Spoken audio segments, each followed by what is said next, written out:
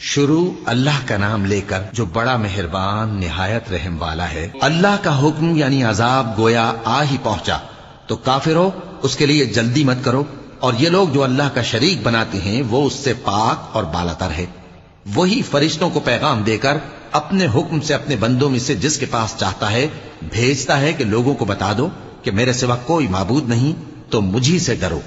اسی نے آسمانوں اور زمین کو حکمت سے پیدا کیا، اس کی ذات ان کافروں کے شرک سے بلند و برتر ہے۔ اسی نے انسان کو نطفے سے بنایا مگر وہ کھلم کھلا جھگڑالو بن گیا، اور مویشیوں کو بھی اسی نے پیدا کیا، ان میں تمہارے لیے سردی سے بچاؤ اور بہت سے دوسرے فائدے ہیں، اور ان میں سے بعض کو تم کھاتے بھی ہو۔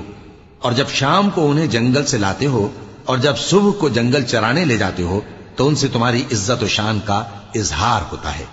اور دور دراز شہروں میں جہاں تم سخت محنت کے بغیر پہنچ نہیں سکتے وہ تمہارے بوجھ اٹھا کر لے جاتے ہیں۔